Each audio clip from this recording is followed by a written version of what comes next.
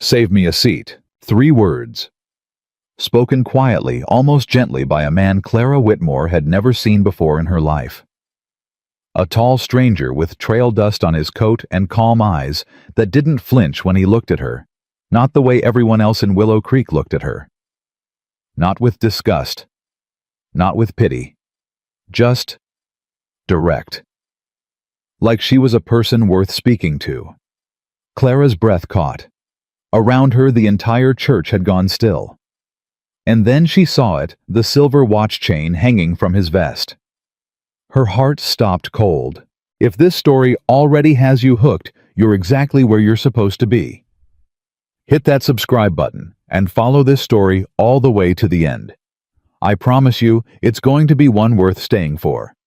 And drop a comment letting me know what city you're watching from. I love seeing how far these stories travel. The Sunday morning had started like every other Sunday morning for the past 3 years. Clara Whitmore woke before the sun, dressed in the same dark wool dress she wore every week, pinned her hair back without looking in the mirror for too long, and walked the half-mile to the white wooden church at the edge of Willow Creek's main road. She arrived early enough that the pews were still empty. She always did. Not because she was especially devout, though she was, but because she had learned painfully and slowly that arriving before everyone else meant she didn't have to walk past the staring faces, didn't have to feel the hush that fell over a conversation the moment she stepped into a room. She slipped into the third pew from the back left side, the same spot every week, far enough from the front that Reverend Grayson's eyes rarely found her. Far enough from the families with children that she couldn't hear the way mothers sometimes whispered to their daughters when Clara walked by. Close enough to the door that she could leave quickly once the service ended, before anyone felt the need to say something to her face that they'd already said behind her back 100 times. She sat down, folded her hands in her lap, and waited. By the time the congregation filled in, Clara had learned to stop looking up. She kept her eyes on her Bible, on the worn pages her mother had pressed decades of prayers into. She listened to the sound of boots on wooden floors, the rustling of Sunday dresses, the low murmur of neighbors greeting one another warmly. She listened to all of it, and she let it wash past her like a river she was no longer allowed to stand in. Nobody sat beside her. Nobody had in 3 years. It wasn't spoken aloud. There was no rule posted on the church door that said Clara Whitmore was to be left alone in her pew. It didn't need to be. The people of Willow Creek, Montana Territory understood these things without being told. They understood the way a small town always does, through the slow accumulation of whispers, until the whispers became the truth, and the truth became a wall. And before long, the wall was so natural that nobody even remembered building it. The wall around Clara had gone up in the spring of 1881. That was when her fiancé, a charming cattle broker named Thomas Aldridge, had disappeared from Willow Creek in the middle of the night, 3 weeks before their wedding. He left behind an empty bank safe, 2 witnesses who swore they had seen Clara speaking privately with him in the hours before the robbery, and a town full of people who found it very convenient to have someone to blame. Clara had not helped him. She had not known. She had woken up that morning to a world that had already decided who she was, and nothing she said afterward changed a single mind. The law found no evidence against her. The marshal at the time said as much publicly at a town meeting she was not invited to attend. But in Willow Creek, the law's opinion and the town's opinion were 2 very different animals, and the town's opinion had longer teeth. So Clara rebuilt what she could.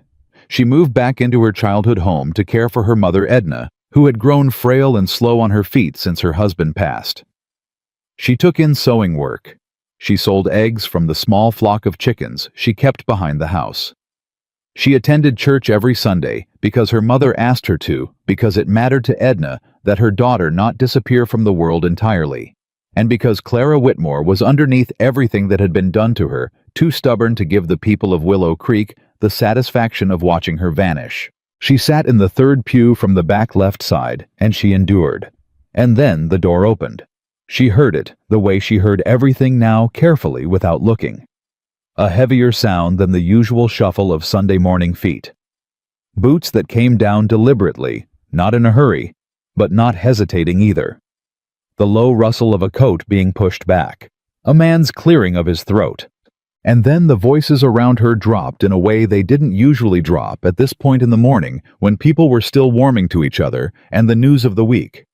This silence had a different texture. The curious kind. The kind a whole room makes when something unexpected has walked into it. Clara looked up. He was standing in the aisle 4 feet away from her, and he was looking straight at her. Tall, broader through the shoulders than most men she knew, with the kind of weathered face that came from years outdoors. Not old 30 perhaps, or just past it. Dark hair pushed back from his forehead. A coat that was good quality, but had seen serious use trail dust, still visible at the hem.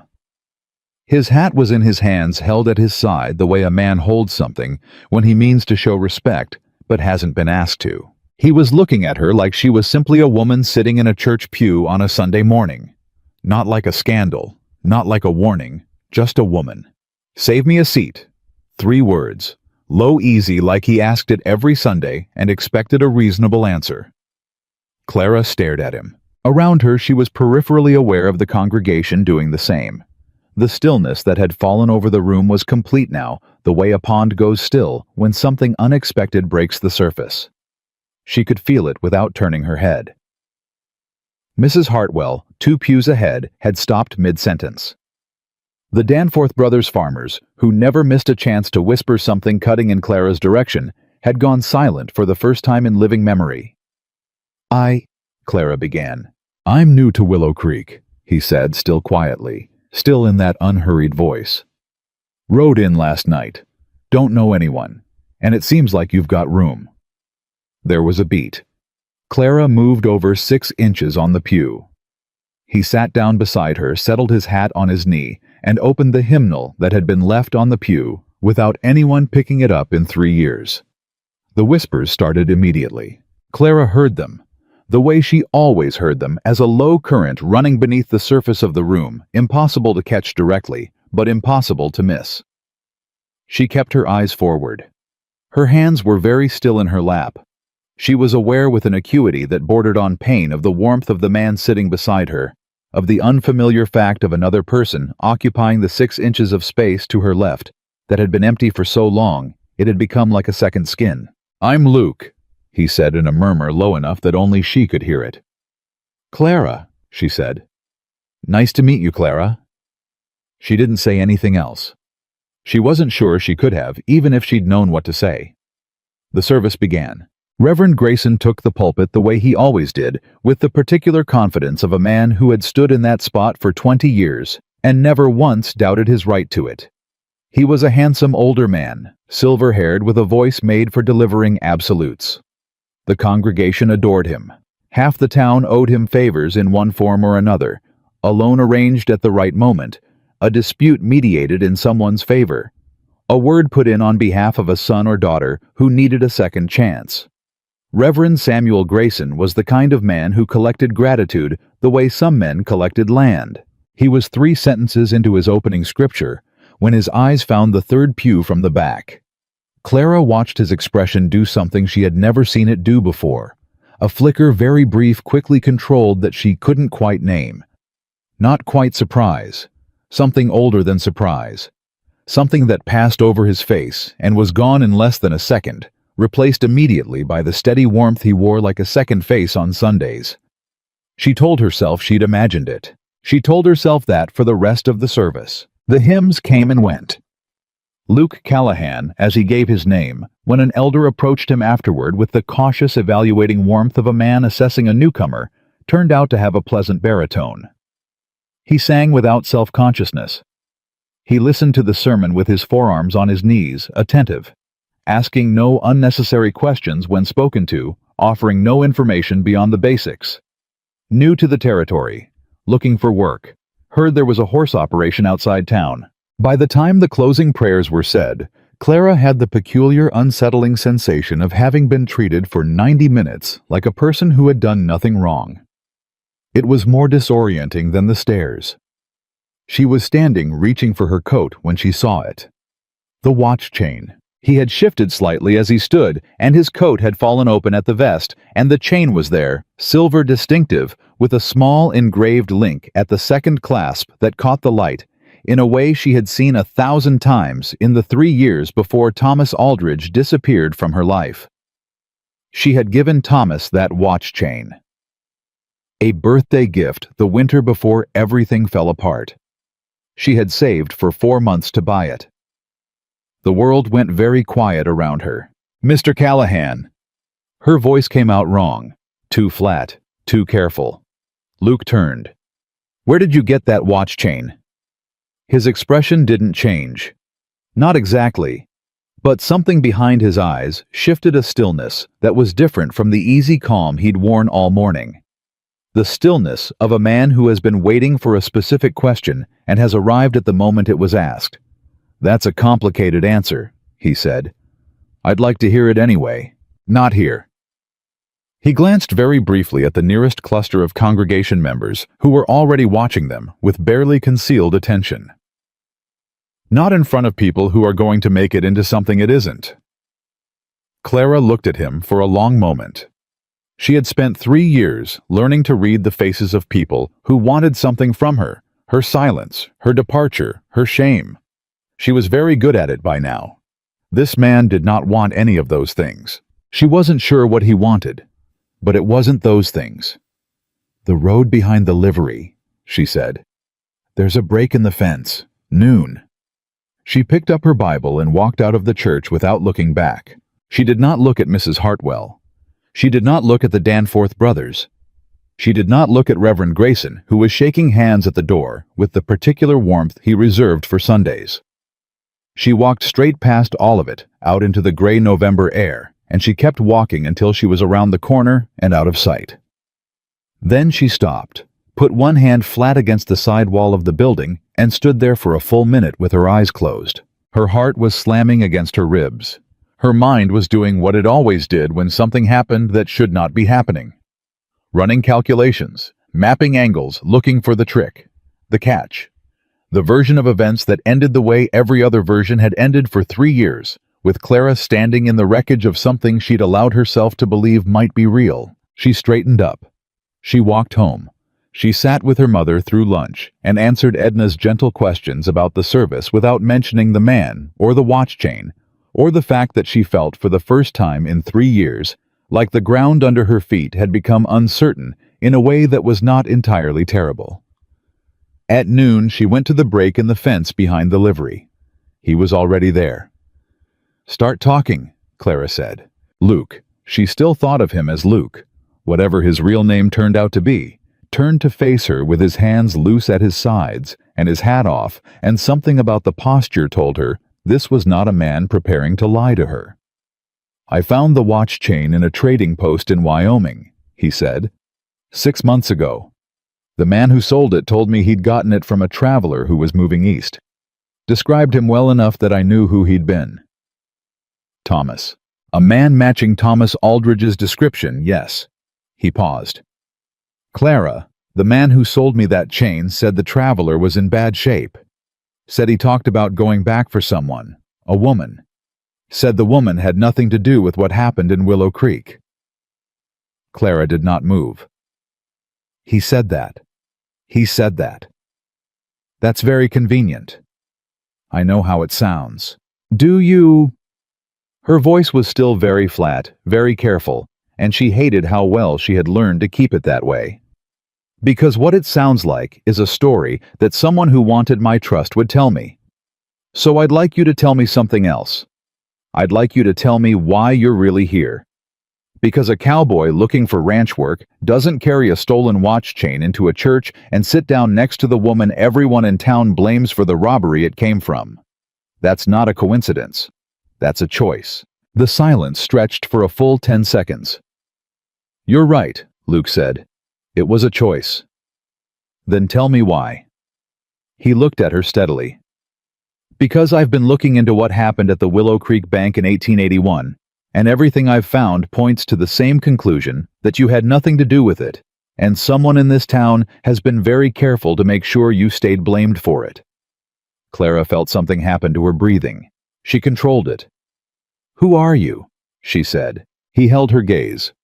"My name is Luke Callahan. That part's true. But I'm not here looking for ranch work." Then what are you here looking for? The truth about what happened to Thomas Aldridge. Because Thomas Aldridge didn't run away, Clara. His voice was quiet and completely certain. I think he was killed. And I think the man who killed him is still living very comfortably in this town. The wind came up between them cold and straight off the hills. Clara stared at him. That's a serious accusation. It's not an accusation yet, Luke said. It's a conclusion I've been building toward for 8 months, and I'm close to being able to prove it. But to prove it, I need something I haven't been able to find from the outside. What? I need someone who knew Thomas, who knew this town when it happened, who knows where the bodies are buried, figuratively speaking. He paused. Or maybe not. Clara let out a breath. 3 years. 3 years of sitting in the third pew from the back while people whispered past her. 3 years of carrying a blame she had never earned, watching it calcify into something permanent and unquestioned, watching the people who called themselves Christian allow a lie to define a woman's entire life, because it was easier than looking at the truth. You're asking me to help you, she said. I'm telling you what I found. What you do with it is up to you. She looked at him for a long time. The trading post in Wyoming, she said finally. The man who sold you the chain. What was his name? He went by Amos Webb. Did he say when? How long ago the traveler passed through? He said late summer 1881, 3 months after the robbery. Thomas disappeared in May. I know. He would have gone east. She heard her own voice working through it the way she had worked through it 1,000 times in the middle of sleepless nights and never gotten past a certain point.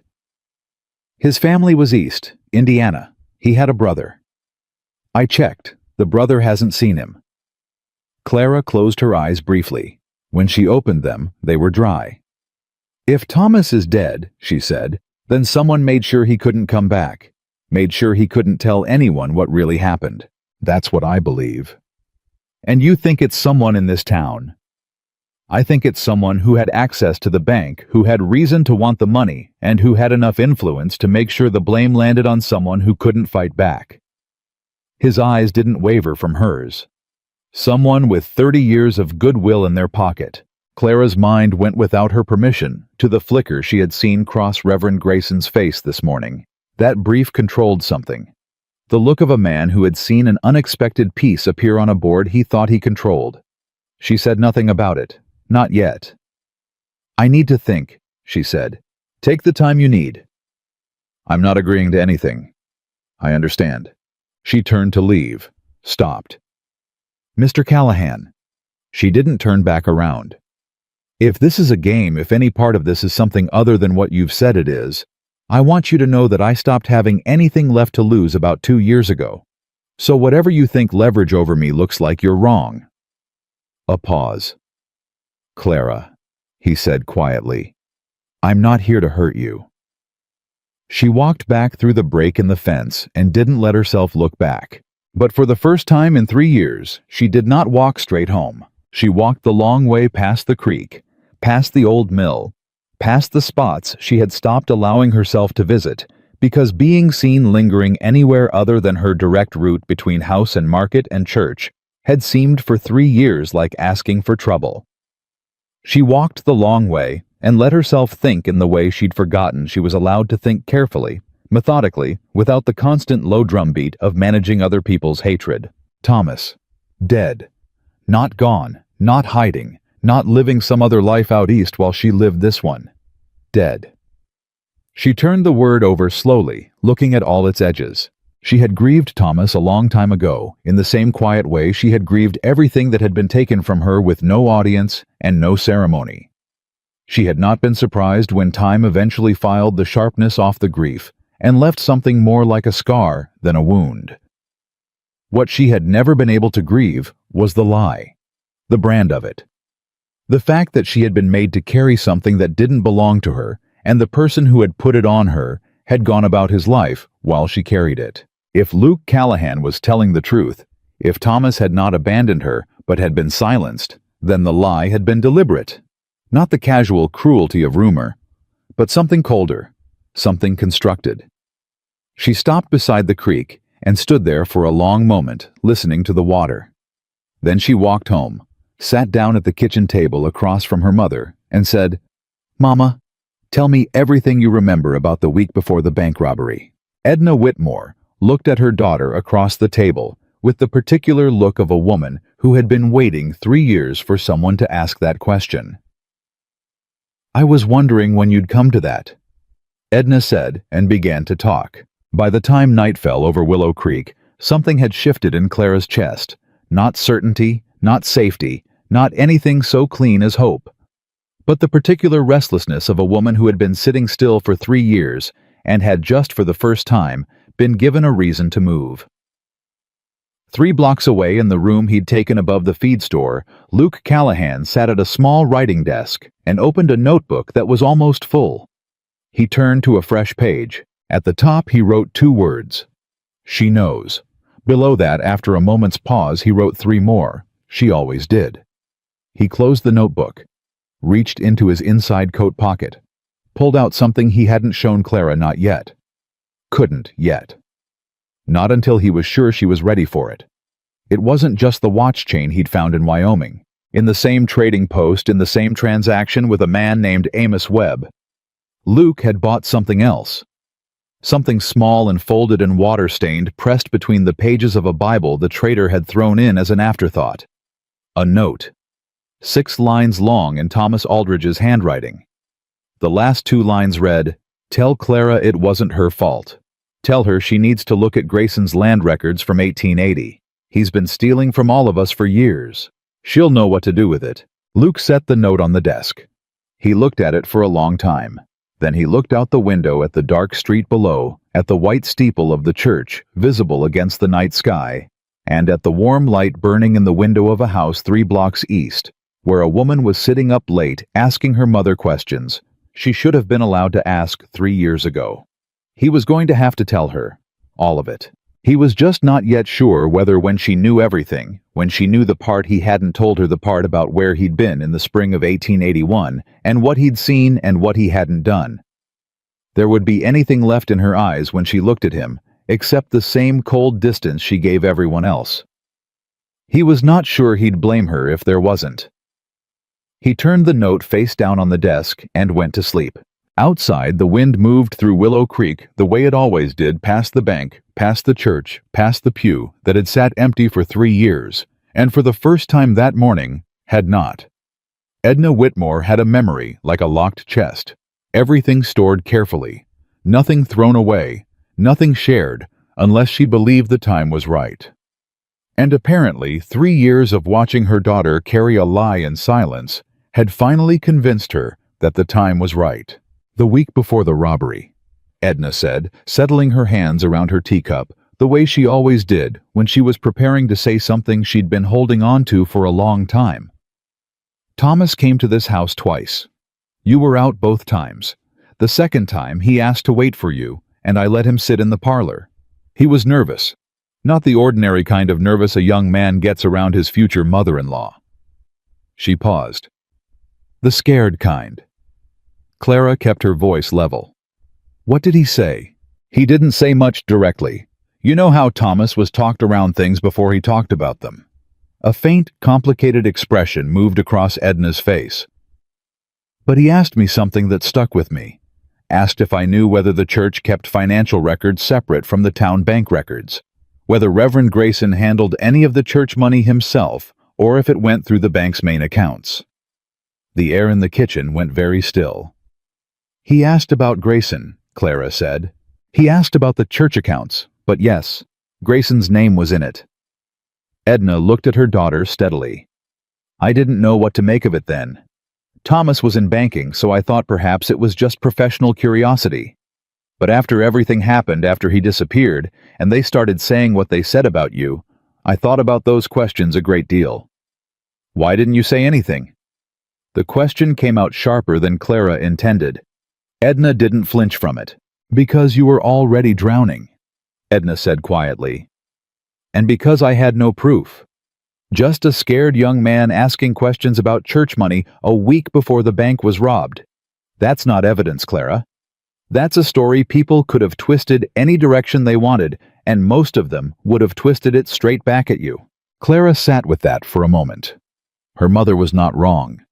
In the spring of 1881, with the whole town already looking for somewhere to put their outrage, anything Edna had said would have been dismissed as a grieving woman protecting her disgraced daughter. It would have made things worse. "What else?" Clara said.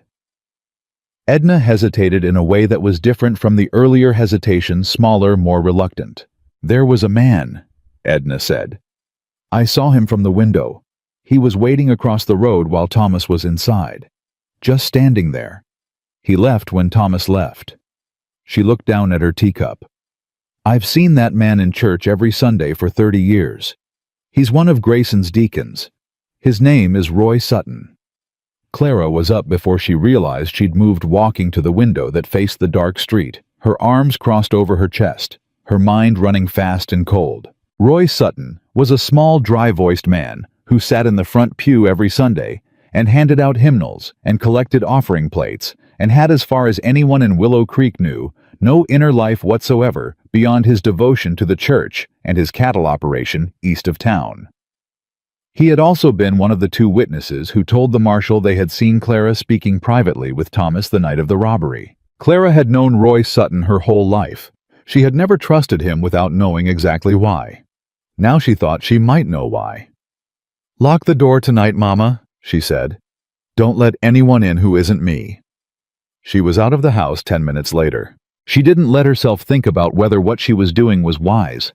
Wisdom had kept her sitting in that pew for 3 years, and it had not once made anything better. She walked 3 blocks in the cold night air and knocked twice on the door of the room above the feed store. Luke opened it so quickly she thought he might have been standing on the other side. "My mother saw one of Grayson's deacons watching Thomas the week before the robbery," Clara said without preamble. "Roy Sutton. He was one of the 2 witnesses who put me at the scene." Something moved behind Luke's eyes that she couldn't read. "Come in," he said. She stepped inside. The room was small and plain, with a writing desk against one wall and a travel bag that had seen considerable mileage. The notebook she'd seen him writing in back at the church was closed on the desk. Something else was on the desk beside it, face down. She noticed it without asking. "Roy Sutton," Luke said. He wasn't writing anything down, she noticed. He didn't need to. He already knew the name. "He's been Grayson's right hand for how long?" "As long as I can remember." "And the other witness? The second one who put you at the scene that night?" Clara had not thought about Margaret Hale in months. A deliberate, careful not thinking that she had maintained with some effort. Margaret had been her closest friend for most of her childhood. They'd grown up 3 houses apart, shared everything the way girls in small towns do, and then Margaret had stood up at a town meeting and calmly confirmed that yes, she had seen Clara and Thomas together the night of the robbery, speaking in a way that seemed secretive, in a way that suggested Clara knew what was about to happen. It had been the blow that ended Clara's ability to be surprised by anything. "Margaret Teller," Clara said. "She was Margaret Hale then. She married James Teller the following year." She kept her voice perfectly flat. "James Teller handles the books for 3 of Grayson's properties." Luke looked at her. "So both witnesses had direct ties to Grayson," he said. "I never put it together that cleanly before." She hated saying that. It felt like an accusation against herself. How had she spent 3 years not seeing the shape of it? But she knew the answer. When you were fighting to survive day to day, you didn't have the luxury of stepping back far enough to see the whole picture. Survival was a tunnel, and she had been in the tunnel. "That's not an accident," Luke said. "Those witnesses were chosen." "If that's true," Clara said, and her voice was very careful now, because what she was about to say had weight she needed to handle steadily. "Then this was never about Thomas running and me being caught in the middle. This was about making sure someone took the blame, specifically me." "Yes." "Why me specifically?"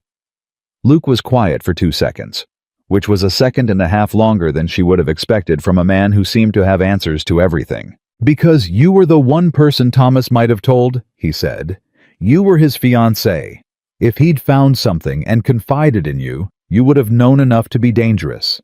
Framing you served two purposes. It gave the town someone to blame, and it ensured that anything you said about what you might have known or seen was immediately discredited. Clara absorbed that. Thomas found something, she said. About Grayson's land records, the bank records, something he wasn't supposed to find. I believe so. And you believe Grayson had him killed to keep him quiet. I believe someone did. Something in his tone on that last sentence, a particular controlled precision, made the back of her neck tighten. Mr. Callahan, she said, you're a very careful man with your words. I try to be. When you say you believe someone did, and you don't say Grayson did, is that because you're not certain yet? Or is it because there's something you know that you're managing how to tell me? The silence lasted long enough that it was its own answer. There's something I know, Luke said, that I'm not ready to tell you yet. Not because I'm trying to manipulate you. Because I need you to trust me enough first that when you hear it, you'll hear it clearly instead of through the lens of feeling deceived. That, Clara said, is not a reassuring thing to say. I know. I'm sorry. She looked at him for a long moment. A woman who had been lied to as comprehensively as Clara Whitmore had a particular skill set when it came to reading people, and what she read in Luke Callahan's face was not deception.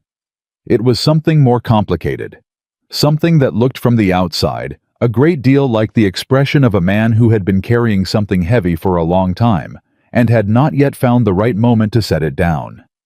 Fine, she said. What do you need from me? I need to know how Grayson's land records are kept, who has access to them, whether there are copies anywhere outside his church office. Harold Briggs at the county recorder's office would have filed copies, Clara said immediately. He's 70 years old and has the memory of an accountant and the stubbornness of a mule. He keeps records the way other men keep grudges permanently and in good order. Can you get to Briggs without raising suspicion? I've been buying thread from his wife's dry goods store for 3 years. I can be there by Tuesday morning without it looking like anything other than Tuesday. Luke nodded. There's something else. I need to know, in the days before the robbery, did Thomas say anything to you? Anything that seemed odd afterward looking back? Clara was quiet. She had asked herself this question so many times that the memory had been worn smooth from handling. She turned it over again, carefully looking for edges she might have missed. He was distracted, she said slowly. I thought it was wedding nerves. He'd forget the middle of sentences. He'd stop talking and look out windows like he was waiting for something. She paused. 2 days before he disappeared, he told me he loved me in a way that felt like an ending. I told him he was being ridiculous, and he laughed and said I was right. She stopped. He wasn't being ridiculous. The words sat between them, without either of them touching them. He knew what was coming, Luke said. He must have. She heard her own voice saying it, and felt somewhere deep and insulated a grief that was new and old at the same time. New because she was finally naming it correctly. Old because it had been living inside her under a different name for 3 years. He knew something was going to happen, and he didn't tell me, either because he was trying to protect me, or because he was afraid of what I'd do with it. Probably both, Luke said. From everything I've learned about him, Thomas Aldridge was the kind of man who tried to carry things alone when he thought they were too dangerous for anyone else. Yes, Clara said simply. He was. Outside, a dog barked twice and went quiet. The wind moved along the eave of the building.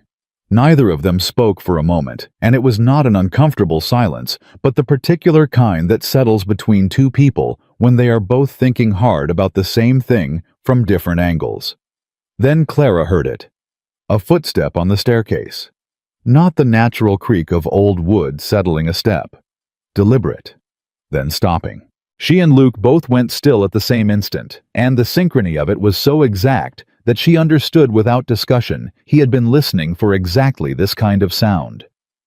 He moved to the side of the door without making a sound. She stayed exactly where she was without being told to. The footstep did not repeat. 30 seconds passed. A minute. The building settled around them in its ordinary nighttime way. Luke opened the door, the staircase was empty. But on the top step, where it would have been stood on by someone listening at the door, the dust had been disturbed. A boot print, partial, pointing toward the room. Neither of them said anything for a moment. "How long have you been in this town?" Clara said. "Since Friday evening." "Someone already knows what you're looking for." It would appear so. She felt the cold slide of that understanding settle into her chest. Not panic, she had moved past the part of herself that panicked about things, but a hard, clear recognition. Whoever had arranged Thomas Aldridge's death and Clara Whitmore's destruction had done it carefully and successfully, and had been living safely with the results for 3 years. The arrival of a stranger who sat down beside the wrong woman in church and asked the wrong questions would not go unnoticed for long. "You need to be more careful about where you go during the day," Clara said. "Who you're seen talking to." "So do you." She almost said that she'd been nothing but careful for 3 years, and it had not protected her from a single thing, but she held that back.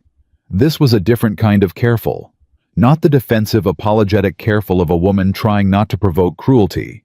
The offensive kind, the kind where you watched your back because you were moving toward something instead of away from everything. She picked up her coat. "Tuesday. Harold Briggs at the county recorder's." "I'll be at the horse ranch," Luke said. "They hired me this morning, legitimate cover and a reason to be seen anywhere in a 10-mile radius." She paused at the door. The note on the desk was still face down, and she was still not asking about it, and she noticed that he was watching her, not ask about it with an expression she couldn't entirely decipher. "Whatever it is you're not ready to tell me yet," she said. "I want you to know that I've survived worse than a hard truth. Whatever it is, it won't break me." "I know," he said. Something in how he said it, not as a reassurance, but as a statement of fact, as though he already knew more about her than he had any reasonable way to know, made her stop half a second longer than she'd intended. She filed it away. Every small thing a man did when he was hiding something was data, and Clara had learned to collect data carefully. She went home. She slept, which surprised her, and dreamed of nothing which surprised her more. Monday morning came gray and cold, and with it the first thing left on Clara's porch. She found it when she opened the front door to bring in the morning milk, a single piece of paper folded once weighed down by a stone. She unfolded it. 4 words written in block letters that disguised the handwriting completely. "Leave Willow Creek now." She looked at it for a long moment. Turned it over. Nothing on the back. She folded it again, took it inside, put it in the bread box behind the flour tin, and went about making breakfast. Her mother came to the kitchen and asked if everything was all right, and Clara said yes, which was technically accurate in the sense that she was still standing and functional, and she let the question go at that. But she thought about that note all through Monday. Thought about the boot print on the stair. Thought about Luke and the face-down paper on his desk. By Tuesday morning, she was already at the county recorder's office before Harold Briggs had finished his first cup of coffee, and she had a very specific list of questions ready that had nothing to do with thread or dry goods. Harold was a small, precise man whose life's work was the organized preservation of other people's transactions, and he treated each record in his office with the devotion other men gave their children. He was also, crucially, one of the few people in Willow Creek who had never once treated Clara Whitmore with anything other than professional indifference, which in the economy of the past 3 years counted as extraordinary kindness. Land records, Clara said carefully once Mrs. Briggs had gone to the back, from 1879 through 1882. Specifically, any transfers or liens recorded under the name Grayson Samuel or Grayson-affiliated church properties. Harold looked at her over the rim of his spectacles for a beat longer than the question strictly required. "That's a specific range," he said. "I have specific questions." Another beat. "Give me 20 minutes, Harold said, and disappeared into the back room. He was gone 18 minutes. When he came back, he was carrying a record book that looked like it had been opened recently. The binding was stiff, but the pages turned easily, as though someone had been through them in the not-too-distant past. But he wasn't carrying it to her. He was carrying it to the shelf directly behind her, where he stood for a moment with his back to the room, and said in a very quiet, very even voice, without turning around, "There are 3 land parcels in this record that changed hands in 1881. All 3 were originally held under liens that came due at the same time. All 3 prior owners lost them within 90 days of the Willow Creek bank robbery. All 3 were transferred to a holding company. The holding company's registered agent is listed as one Roy S. Sutton." Clara's hands were very still on the counter. "The church got those parcels," she said. "The holding company got those parcels," Harold said, precisely still with his back turned, still in the same quiet voice. "Whether the holding company and the church share anything in common is not a question that a county recorder is in a position to answer." He put the book back on the shelf, turned around, and returned to his desk. "Was there anything else I could help you with today, Miss Whitmore?" "No," Clara said. "Thank you, Harold." She walked out into the cold morning air and stood on the wooden sidewalk outside the recorder's office, and for a full 30 seconds she did not move. 3 families, 3 land parcels, 3 foreclosures timed perfectly with a bank robbery that left the bank's liquid funds depleted and its regular borrowers suddenly in default, and Roy Sutton's name on the receiving end of all of it, clean as a ledger entry, quiet as a funeral. The robbery hadn't just been about stealing money. It had been about triggering defaults on loans the church held against those properties. The money was a cover. The land was the point. And Thomas had figured it out. She was halfway back to her house when she heard footsteps catching up behind her, and every instinct she had gone hard and alert before she could decide whether to be afraid. She turned.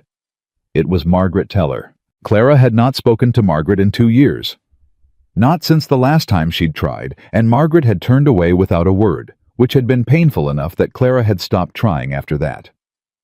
But Margaret was here now in the middle of a Tuesday morning, on a street that neither of them had particular reason to be on, looking at Clara with an expression that was doing several things at once: fear, guilt, determination, and that made Clara's chest tighten before a word was spoken.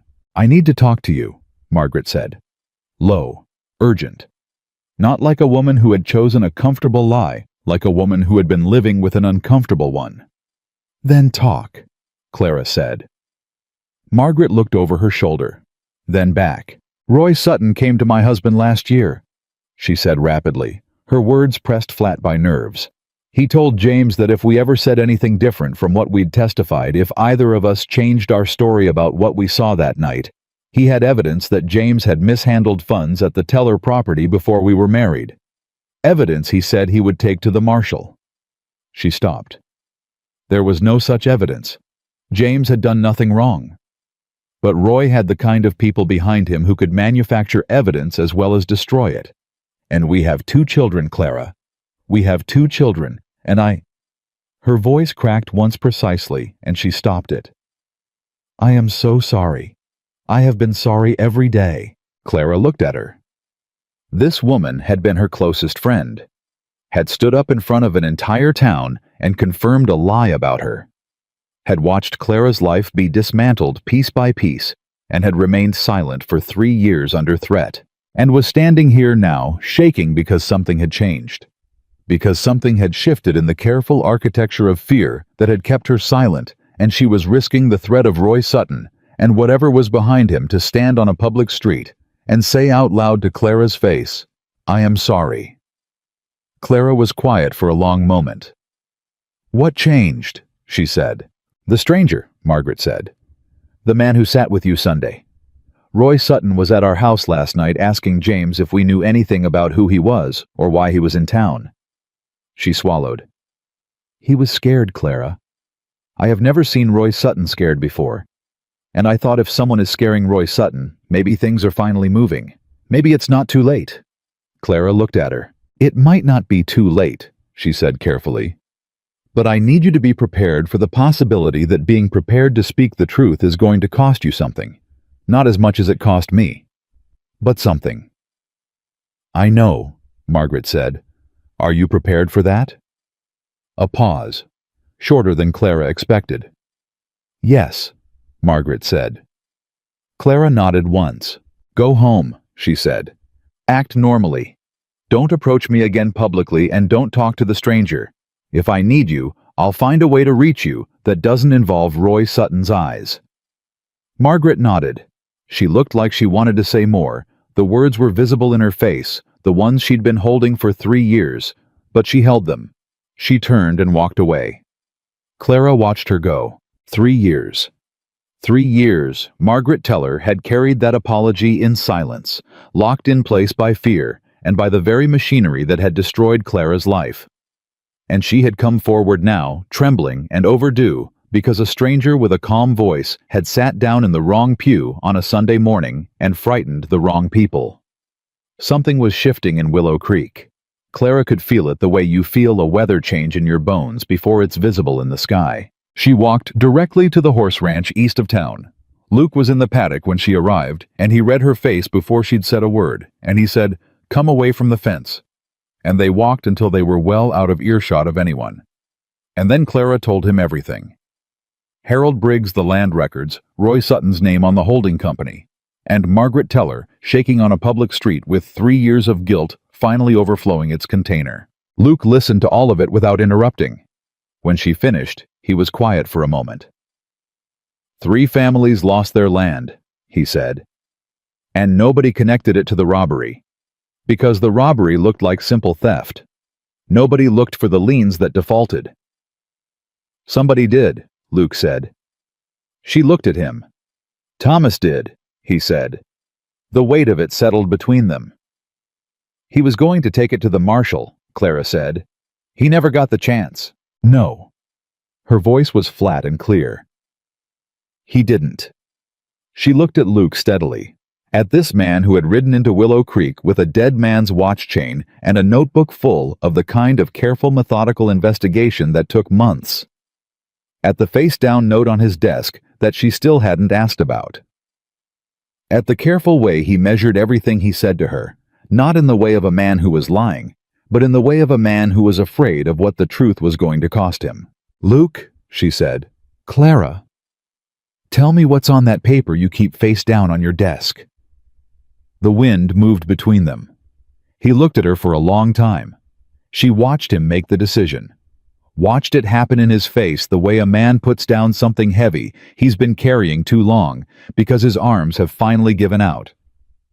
"It's a note," he said, "from Thomas." Clara did not move. "I found it with the watch chain," he said.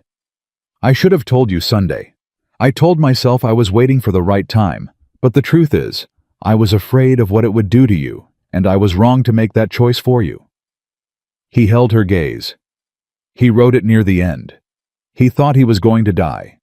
He asked whoever found it to tell you it wasn't your fault. He said you needed to look at Grayson's land records from 1880. He paused. "And he said you'd know what to do with it." The world was very quiet. Somewhere in the distance, a horse shifted in its stall. Clara stood completely still for a long time. Then she turned her face away from him just briefly. And the thing that passed over her was private and complete. And when she turned back, her eyes were dry, and her voice was steady. And whatever she had needed to do with that moment, she had done it in those 3 seconds. "He was right," she said. "He was right about a lot of things," Luke said quietly. "He was right that I'd know what to do with it." She straightened. "We're going to need that note. We're going to need Harold Briggs's records. We're going to need Margaret Teller. And we're going to need to move before Roy Sutton figures out exactly how close we are." "That may be sooner than we'd like," Luke said. "I know." She met his eyes. "What haven't you told me yet?" A long beat. "The man I really am," Luke said, "is more complicated than I've let on. And what I was doing in Montana Territory in the spring of 1881, where I was, what I saw you need to know before this goes any further. Because when it comes out, and it will come out, I don't want you blindsided." Clara looked at him. This man with his careful words and his face-down notes and his guilt, he carried the way Thomas had carried his, alone in silence, waiting for the right moment that never came on its own. "Tell me," she said. And this time he did. His real name was Nathan Hale. He said it plainly without preamble, the way a man says something he has been rehearsing and has finally decided that rehearsing it any longer is just another form of delay. Clara repeated it once quietly, the way you repeat a word in a foreign language to make sure you've heard the sound of it correctly. "Deputy Marshal Nathan Hale," he said. "Federal Circuit based out of Cheyenne. I've been working a land fraud case tied to this territory for the better part of 2 years.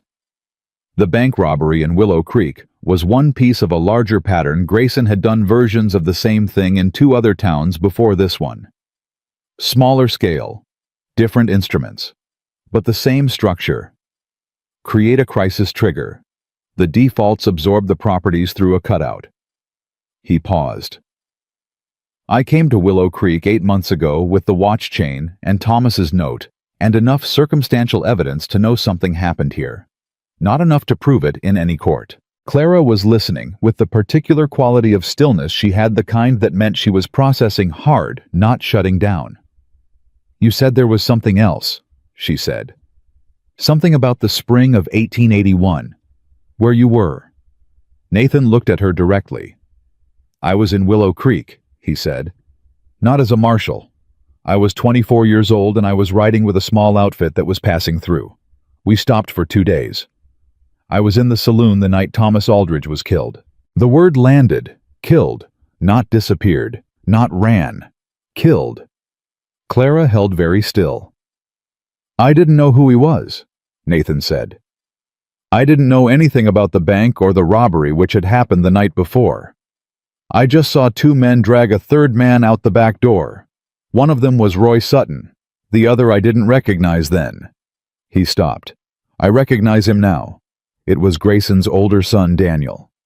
"You saw it happen," Clara said. "I saw the beginning of it. I followed them as far as the alley." His jaw tightened in a way he couldn't entirely control. "There were 4 of them waiting. I was 24 years old, and armed with a knife and a pistol that had seen better days, and I told myself I needed more information before I did anything, that it might not be what it looked like." He stopped again. "It was exactly what it looked like. I heard enough, and then I walked away." The silence between them had weight. "You walked away," Clara said. "Yes." "And Thomas died." "Yes." She turned her face away from him, looked at nothing for a moment. He let her without filling the silence, which told her something about him, that he understood the difference between a silence that needed to be filled and one that needed to be left alone. "You've been carrying that," she said finally, still not looking at him, "for 5 years. And the case. The 2 years you've spent building it." She turned back. "Is this about justice, or is this about penance?" It was a precise question, and he didn't dodge it. "Both," he said. "I know that's not a clean answer." "No," she said. "But it's an honest one." She looked at him for a long time. "You were 24 years old and badly outnumbered, and you made a terrible choice. You didn't create the situation, and you didn't pull any trigger. I'm not going to stand here and tell you what you should have done because I wasn't there." She paused. "But I need you to understand something. The reason I can work with you, the reason I'm still standing here, is because I believe you're telling me the truth. All of it, not just the pieces that make you look like the right person for this. If at any point I find out there's another piece you held back, we're done. Are we clear?" "We're clear," Nathan said. "Good." She straightened. "Then let's talk about what we do next." The plan, such as it was, had 3 moving parts. Nathan needed official documentation, connecting Grayson directly to the holding company that had received the foreclosed properties. Roy Sutton's name was on the registration, but Sutton was an instrument, not the architect, and a good lawyer could separate them if it came to court. Harold Briggs had the land records, but land records alone showed a transfer, not a conspiracy. What they needed was the financial thread, the account that received the stolen bank funds, which Nathan believed had been routed through the church's operating accounts and then dispersed as property purchases over the following 18 months. That meant someone needed to get inside the church's financial records. "Grayson keeps the church accounts in his office," Clara said. "Has done for 20 years. He's never let a deacon or treasurer handle them directly. Everyone always thought it was because he was particularly conscientious. She said the word with the precise weight it deserved. He hosts a social the third Thursday of every month for the church women. Ladies' Fellowship, he calls it. My mother used to attend before she got sick. Grayson uses the fellowship hall, which is the attached building. His main office is in the church itself, which is locked during the social, but not watched. Everyone's in the hall. Nathan looked at her. "You're not suggesting what I think you're suggesting," he said. "His office window faces the back alley," Clara said. "The latch has been broken since 1879 because he's too careful with church funds to spend money on a carpenter." She kept her voice perfectly level. "I know this because I fixed that window for him twice myself with my father before my father died. And both times, Grayson thanked my father and never got it properly repaired." "Clara, don't," she said. "Don't give me the speech about danger. I have been in danger since the spring of 1881, and most of it has been of the slow, suffocating variety, which is far worse than the kind that at least moves quickly." She met his eyes. "Thursday is 4 days away. What else do you need?" He looked at her for a long moment. "Back up," he said. "I can't go in without someone watching the exterior. And it can't be you. You'd be recognized, and it would confirm every suspicion Sutton already has." "Then who?"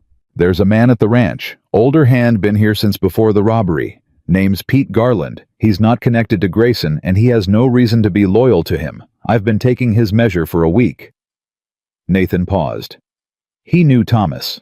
Said so on my second day there, unprompted. Said Thomas used to ride out to buy horses and always had a fair word for the stable hands." "Pete Garland," Clara said. She searched her memory. "He had a lien on that piece of land east of the creek. Lost it in 1881. Nathan looked at her sharply. "He was one of the 3 families," he said. "I didn't recognize the name until just now. But yes." She felt something steady and cold lock into place in her chest. "He lost that land, and he's been working someone else's ranch ever since.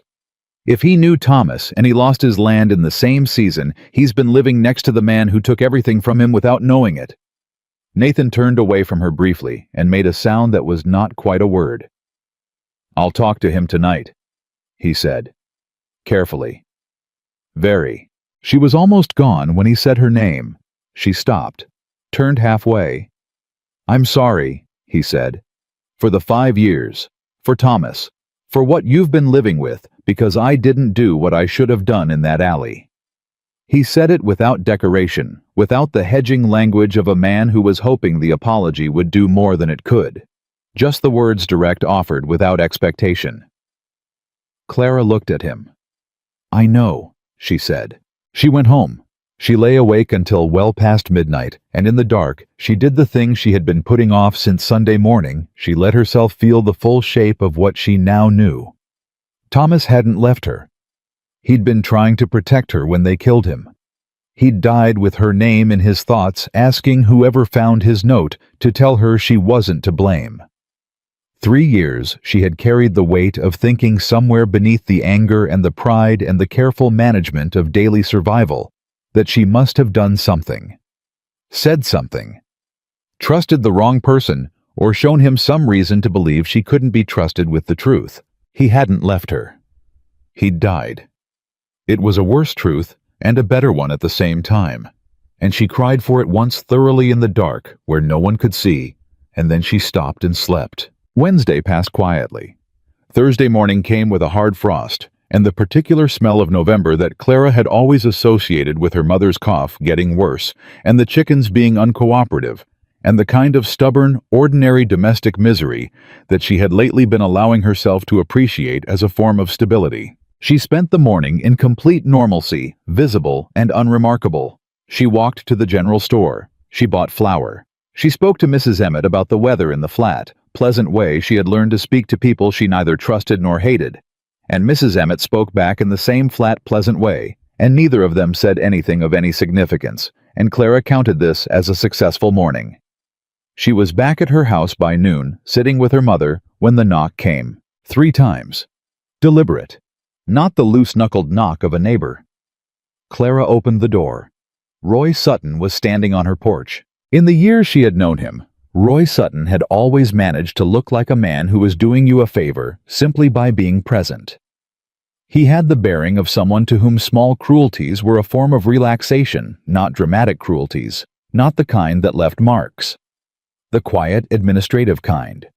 The kind that came wrapped in reasonable language and left you wondering afterward whether you'd imagined it. He was smiling at her now in exactly that way. "Miss Whitmore," he said, "I hope I'm not interrupting. What do you want, Roy?" The smile didn't move. "I wanted to stop by as a concerned member of the congregation. There's been some talk, as I'm sure you're aware, about the new ranch hand, the one who sat with you Sunday. People are worried." "People are always worried about something," Clara said. "I find it rarely has much to do with me. In this case, I think it does." He tilted his head. "The man has been asking questions around town. Questions about the old bank situation, about land records." He paused, watching her face. "I'm sure you can understand why that might make people nervous. Old wounds, you know. The town has worked hard to put that unpleasantness behind us." "Has it?" Clara said. "We all have." The smile was still there, but something had shifted behind it, something harder. "I'd hate for anyone to stir things up unnecessarily, particularly at a time when your mother's health is delicate." He let the pause land. "It would be a shame if the added stress affected her recovery." Clara looked at him. The threat was perfectly constructed, perfectly deniable. Stress. Recovery. No fingerprints on it. "Thank you for your concern," she said. "I'll pass your regards to my mother." She closed the door. She stood on the other side of it for exactly 4 seconds, her hand still on the latch, breathing steadily through her nose. Then she went to the kitchen, told her mother she had an errand to run before dark, and left through the back door. She did not go to Nathan directly. She went to Margaret Teller's house, went around to the kitchen entrance, and knocked twice softly. Margaret answered within seconds, like she'd been expecting it, like she'd been sitting near the door. "Sutton came to my house," Clara said low and quick. "He mentioned my mother. He knows we're moving on something." Margaret's face went pale. "He came to James this morning too.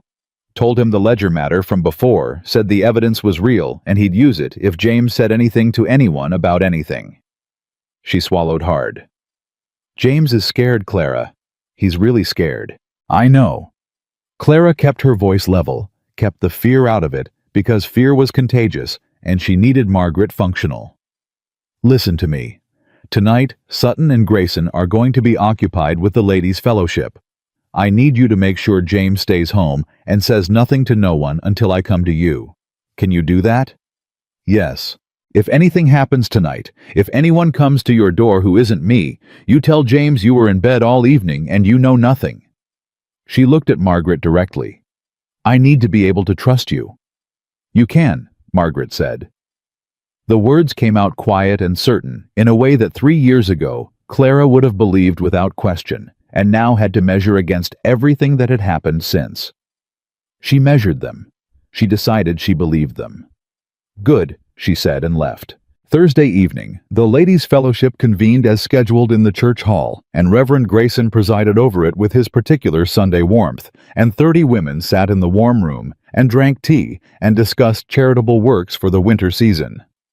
Across the back alley, 2 men moved in the dark. Nathan had been inside Grayson's office for 11 minutes when Pete Garland tapped 3 times on the window frame to signal clear. Nathan worked by the light of a small lantern kept low, his hands moving through the file drawers with the practiced speed of a man who knew what he was looking for. Church accounts, monthly ledgers, property fund disbursements.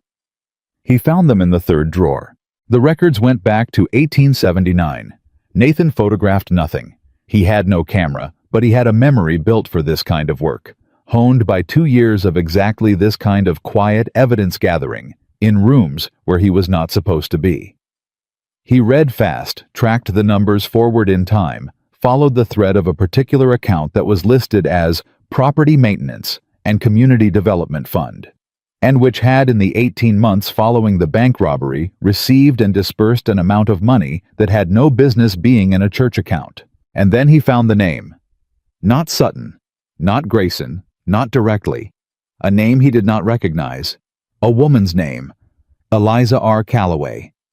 Listed as the receiving party for 3 separate property fund transfers, each one corresponding almost exactly to the assessed value of the 3 foreclosed parcels. He read it twice to be sure. Then Pete Garland tapped twice on the window frame, not the 3-tap clear signal. 2 taps. Someone was coming. Nathan had the drawer closed and the lantern dark in 4 seconds. He was out the window in 6. He pressed flat against the exterior wall beside Pete and did not breathe for 30 seconds while footsteps moved along the far end of the alley, paused, moved again, and eventually faded. They waited 2 full minutes. Then Pete said very quietly, "That was Daniel Grayson, the son. He walks that alley every Thursday night during the fellowship, checks the church is locked." Pete's voice was the voice of a man who had watched the patterns of this town for a long time without anyone noticing he was watching. "Has done it for 2 years. Nathan filed that. "You knew about the alley." "I know a lot of things," Pete said. "About this town. About what was taken from people who couldn't get it back." He paused in the darkness. "I lost my land to a holding company in 1881. I've been trying to figure out who that holding company answered to ever since." "Roy Sutton registered it," Nathan said. A long silence. "Sutton," Pete said. The name came out with the particular flatness of a man who has just had a suspicion he'd been carrying for years, confirmed in 2 syllables. "Sutton was the front," Nathan said. "Grayson is the back, and there's a name inside those records that I haven't placed yet. A woman named Eliza Calloway. Mean anything to you?" Pete was quiet for a moment. "Grayson had a sister," he said slowly. "Married name was Calloway. She moved east about 15 years ago. Reverend always said they were estranged." Nathan looked at him in the dark. Grayson had never been estranged from his sister. He had been sending her money through the church accounts, laundered through property transfers for years, and she had been holding it far enough away to be untouchable, close enough in blood to be trusted completely. The scheme was more sophisticated than Nathan had understood. This wasn't just land fraud. This was a long-running, carefully designed financial operation, using the church as its engine, using the bank robbery as the trigger, and using the territory's distance from federal oversight as its shelter. And it had been running quietly and profitably, while Clara Whitmore sat alone in a pew every Sunday and endured the consequences of being its most convenient scapegoat. He walked back to the feed store through the dark in a state of cold, controlled fury that he had learned over 2 years to make useful. Clara was waiting at the top of the stairs. He had told her to stay home. She had evidently considered that suggestion and declined it. "What did you find?" she said. He told her. All of it, the accounts, the transfers, Eliza Calloway, the layered structure of it. He watched her take it in, with that quality of stillness that he had come to understand was not emotional distance, but its opposite. Clara. Whitmore felt things very deeply and moved through them without letting them move her sideways, which was a form of strength he had rarely seen in anyone. When he finished, she was quiet for a moment. "His sister," she said. "Living in St. Louis, I expect. Untouched. Unreachable with what we currently have." "What do you need to reach her?" "A federal warrant, which requires a federal judge, which requires enough evidence to convince a judge that what I have isn't circumstantial." He paused. "The land records from Briggs, Thomas's note, Margaret Teller's testimony about the witness intimidation, and ideally one of Grayson's own people willing to talk." Clara looked at him. "Pete Garland," she said. "He lost his land. He has every reason. He's not the one I'm thinking of." She was quiet for a moment. "Roy Sutton is scared. You said it yourself. Margaret said he came to her husband frightened. A scared man who knows he's the front of an operation being investigated is a man who has to decide very quickly whether he'd rather be charged alongside Grayson or alongside the federal marshal who has been quietly building a case for 8 months. Nathan looked at her. "You want to approach Sutton," he said. "I want you to approach Sutton," she said, "with the exact information you have, the holding company, his name on the registration, Eliza Calloway. You give him a clear picture of exactly how much you know and exactly what the consequences are for the front man when the back man decides to protect himself. She held his gaze. A man like Sutton didn't get where he is by being loyal to anything except his own continued comfort. Give him a better option than Grayson can offer and see what he does. The silence stretched. That's a significant risk, Nathan said. If Sutton goes straight to Grayson, then Grayson knows we're close and makes a move, Clara said, which means he moves out into the open where we can see him instead of staying comfortable and invisible and doing things to my porch and my mother's medicine supply. She didn't raise her voice. She didn't need to. He already knows we're close, Nathan. Sutton came to my house today. Whatever advantage we had in moving quietly is gone. Now it's a question of whether we move first. He looked at her for a long time. The woman who had spent 3 years sitting alone in a church pew, head down, enduring, was in this room in the sense that her history was in her face and her voice and the precise, measured way she moved through every conversation. But the woman in front of him now was not that woman in any other sense. This woman had been given a reason to move, and she had moved straight at the center of everything with no hesitation and no wasted steps. Thomas had been right. She would know what to do with it. I'll approach Sutton tomorrow morning, Nathan said. Good. She picked up her coat. And Nathan. She stopped at the door. Whatever Sutton says, whatever he tells you about that night about Thomas, I want to hear it. Firsthand. No filtering, no deciding what I can handle. I've handled everything else. I know you have, he said. She left. Nathan sat down at the desk and opened the notebook and wrote for 20 minutes. Everything from the church office, every number, every name, the full structure of Grayson's operation as he now understood it. He wrote it fast and clean, the way you write, when you know that time is no longer your ally. When he finished, he sat back and looked at the ceiling. There was one thing he hadn't told Clara yet. One piece he was still holding, not because he was trying to protect her, but because he hadn't fully understood it himself until tonight, when Pete Garland had said the word estranged in the dark alley, and Nathan had felt something click into place. Grayson's operation had a timeline.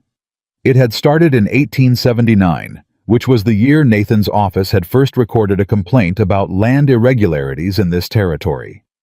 Somewhere in the Federal Circuit records, there was a complaint filed by a young bank employee in Willow Creek who had noticed inconsistencies in certain church-adjacent accounts. The complaint had been filed and then quietly buried. Someone had reached inside the Marshall Circuit and made it disappear. Nathan had known this for months. What he had not known until tonight, what the date on Eliza Calloway's first receiving transfer had just told him, was the timing. The complaint had been buried 3 weeks before the bank robbery. 3 weeks before Thomas Aldridge died, which meant that before Roy Sutton was watching Thomas from across the street, before Margaret Hale was being coerced into false testimony, before any of the machinery of Willow Creek's conspiracy had moved, Grayson had already reached inside the Federal Circuit and neutralized the one official channel Thomas might have used to report what he'd found. Someone inside Nathan's own organization had helped cover this up. He sat with that for a long time. Then he closed the notebook, put the face-down note from Thomas in his inside coat pocket, and went to bed, because tomorrow was going to require everything he had, and sleep was not a luxury anymore. Outside Willow Creek was dark and quiet, but somewhere in that darkness, Roy Sutton was awake. Nathan could feel it the way you feel whether that particular shift in the air that meant something was about to break in one direction or another, and the only question was which direction you were standing when it did. Roy Sutton was hitching his horse outside the feed store at 7:30 in the morning when Nathan fell into step beside him. "Don't look around," Nathan said quietly. "Don't change what you're doing. Just listen." Sutton's hands went still on the harness for exactly 1 second before resuming. The man had nerves. Nathan gave him that. "I know about the holding company," Nathan said. "I know your name is on the registration. I know the 3 properties, the timeline, the transfers to Eliza Calloway in St. Louis. I know about Daniel Grayson in that alley in 1881. He kept his voice level, kept walking at a pace that looked like two men passing on a busy morning.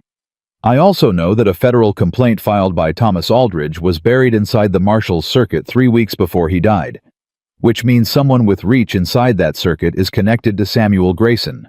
Sutton said nothing. His jaw was very tight. Here is what's going to happen, Nathan said. The evidence I have goes to a federal judge within the week. When it does, Grayson's first move will be to separate himself from the instrument. You know what that means. You're the registered name on every paper trail.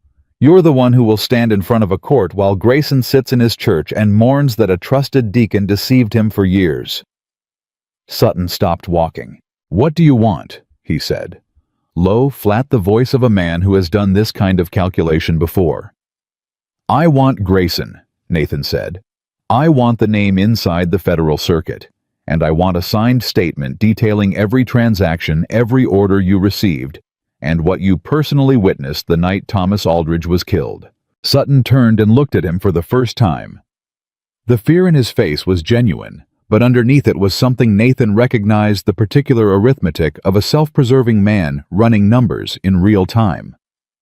If I give you all that, Sutton said, what happens to me? That depends on the judge.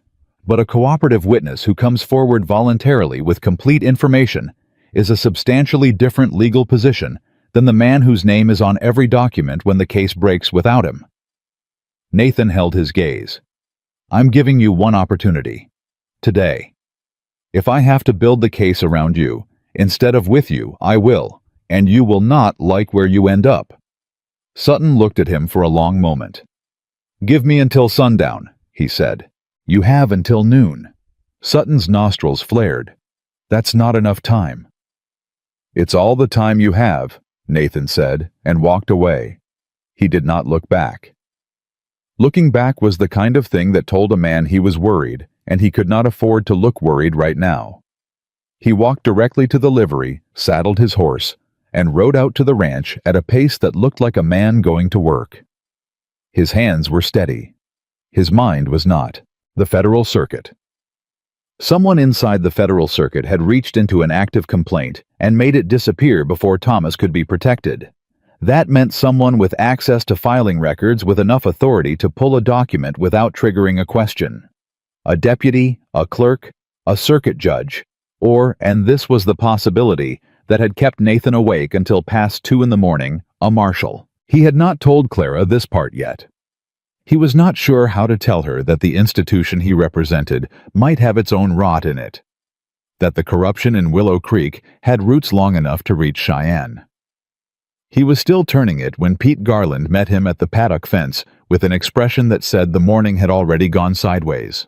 Daniel Grayson was at the ranch before sunup, Pete said, asking questions about you. Who you'd talked to, whether you'd been off the property any evenings. What did you say? Said you were a good hand kept to yourself, hadn't noticed anything unusual. Pete's voice was dry. He wasn't satisfied, but he didn't push. Man like that doesn't push directly. He circles. He'll go to his father. Already did I expect. Pete leaned on the fence rail. Nathan, how close are we? Close enough that Sutton's deciding right now whether to save himself. Far enough that if anything breaks wrong in the next 12 hours, we lose the window. Pete was quiet for a moment. What do you need from me? I need you to stay visible and ordinary for the rest of the day. If anyone asks, I've been a reliable ranch hand all week, and you've got no reason to think otherwise. Nathan paused. And I need you to be prepared to give a sworn statement about your land parcel. The foreclosure, the holding company, everything you know. I've been prepared to do that for 3 years, Pete said. Just needed someone to ask.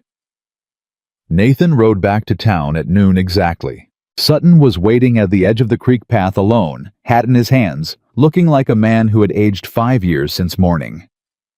Nathan pulled up beside him and waited. Grayson gave the order, Sutton said without any preamble this time. The decision had been made somewhere between 7:30 and noon, and the man had come out the other side of it with a kind of flat determination that Nathan recognized the look of someone who had burned one bridge and was standing on the remaining ground. I was there when he gave it. In his office the night before the robbery. He told Daniel and 2 hired men that Thomas Aldridge had found the account irregularities and was planning to report them. He said it needed to be handled before morning. Those are his words. Handled. Those are his words. And you were present. I was present. Did you participate? Sutton's jaw worked. I arranged for the 2 hired men. I didn't go to the alley. A pause. That's the truth. It was probably the truth. Nathan filed it without comment. The federal complaint, Nathan said. The one Thomas filed. How did it get buried? Sutton looked at him. Grayson has a brother-in-law, he said. William Marsh. He's a circuit clerk in the Cheyenne office. Has been for 12 years. Nathan felt something settle into place with the particular certainty of a key turning in a lock. Not a marshal, a clerk. William Marsh, Eliza Calloway's husband, who had received the property fund money through his wife's account and who had in exchange made one federal complaint disappear into the bottom of a filing drawer where it had sat for 5 years. Family. The whole operation had been run through family. Grayson at the center, his sister holding the money in St. Louis, her husband providing federal cover in Cheyenne. Roy Sutton and Daniel Grayson as the instruments on the ground. Every piece connected by blood or debt or both. Will you put all of this in a signed statement? Nathan said. Yes. Today. Yes. Sutton looked at him steadily. I want it on record that I came forward voluntarily. I want it on record that I was coerced into my original witness statement in 1881 and that I have been operating under ongoing threat. Were you coerced? A long pause. Not initially, Sutton said. Initially, I believed Grayson when he said it was necessary. By the time I understood the full scope of what I'd participated in, there was no safe way out. He looked away. I am not asking for your sympathy. I'm telling you the facts as they are. Nathan handed him a piece of paper and a pencil. Write down everything you just told me, he said. Dates, names, amounts, conversations. Everything. I'll come to your house tonight for the formal statement. Sutton took the paper. You should know, he said, not looking up from the paper, that Grayson is planning something for Sunday service. Daniel came home last night, and they had a long meeting. I don't know exactly what was said, but I know the shape of it. He knows you've been asking questions. He's going to move to control the narrative before you can. What does that mean? What would he do? What he always does, Sutton said. He'll stand at that pulpit and tell the story first. He'll make you the villain outside agitator coming in to disturb a community that has already healed from its troubles. He'll tie it to Clara, make her look like she brought trouble deliberately. By the time Sunday service is over, this town will be so firmly behind him that anything you try to bring forward will look like an attack on the community itself. Nathan looked at the back of Sutton's bent head. Then we don't give him Sunday, Nathan said. He rode hard back toward town, mind moving faster than his horse. If Grayson acted Sunday, he needed the warrant in hand before then. Which meant getting Sutton's statement tonight, getting the documents from Briggs in the morning, and finding a way to reach a federal judge in under 48 hours, which normally would have taken 2 weeks, but which, given that the circuit clerk in Cheyenne was now a named co-conspirator, needed to go through a different channel entirely. He was still running the logistics when he turned onto Clara's street and saw the smoke. It was coming from behind her house. Not a fire, not yet, but a column of thick smoke that meant something was burning hard and fast and recently started. He pushed his horse into a full run. He was off the horse before it had fully stopped through the side gate into the back where the small chicken coop and the woodpile stood. The woodpile was burning. Someone had soaked it with something the fire was too uniform, too immediate for accident. Clara was already out there with a bucket, her coat pulled over her house dress, working with the focused efficiency of a woman who understood that there was no time for panic and had dispensed with it accordingly. Nathan took the second bucket from the hook beside the water barrel and worked beside her without a word between them for 4 solid minutes until the fire was down to smoldering. Then they both stopped. Clara's face was flushed from the heat, her hair half undone from the effort, and she was looking at the blackened woodpile with an expression that was not fear or even anger, but something harder. the expression of a woman whose patience for being targeted has just crossed a line. "Third time," she said. "First the note.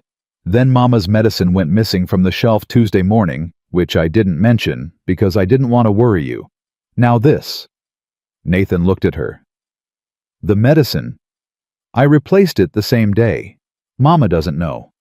She set down her bucket. "This is Grayson sending a message. Not Sutton. Sutton is scared. This is Grayson himself or Daniel making sure I understand what's at stake if I keep moving. It means he's rattled. It means he's willing to escalate." She turned to face him. "How did the conversation go?" He told her. Sutton the signed statement William Marsh in Cheyenne, the full shape of the family operation. He watched her take it in, watched her process the particular detail about the federal clerk with the same contained fury she brought to everything. "His sister's husband," she said, "buried the complaint before Thomas had any chance of being helped through official channels. So Thomas was alone from the start." Her voice was flat. "He found it, he tried to report it, the report disappeared, and then Grayson knew he'd reported it, which told him Thomas had to be silenced. That's the sequence." Clara was quiet for a moment. "How do we reach a judge without going through the Cheyenne circuit? There's a federal circuit judge in Helena, Judge Abernathy. I've worked cases through his court before. He doesn't know William Marsh personally and has no loyalty to the Cheyenne circuit." Nathan paused. "I need to be in Helena by tomorrow morning to file personally, which means I need to ride through the night." Clara looked at him. "That leaves me here alone. Pete Garland will stay close, and you'll have Sutton's statement in hand by tonight, which means if anything happens to you, it becomes the most significant evidence in a federal case." He held her eyes. "Grayson won't touch you while that statement exists, and he doesn't know where it is. Unless he decides to move before you get back. Sunday is 3 days away. I'll be back by Saturday morning." He paused. "I need you to do something while I'm gone."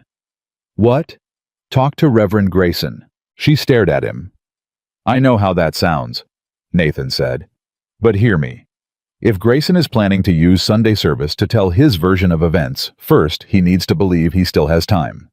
If you approach him carefully with exactly the right tone and give him the impression that you're frightened and considering leaving town, you buy us the time we need.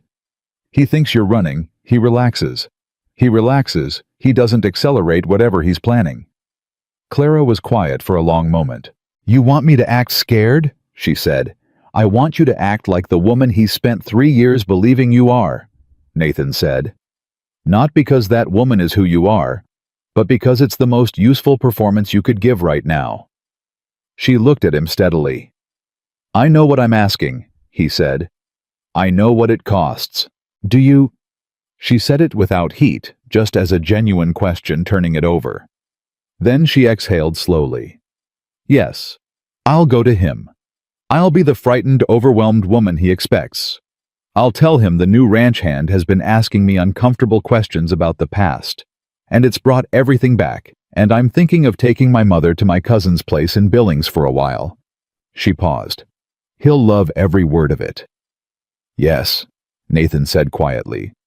"He will." She looked away from him briefly toward the smoldering woodpile. "I hate this."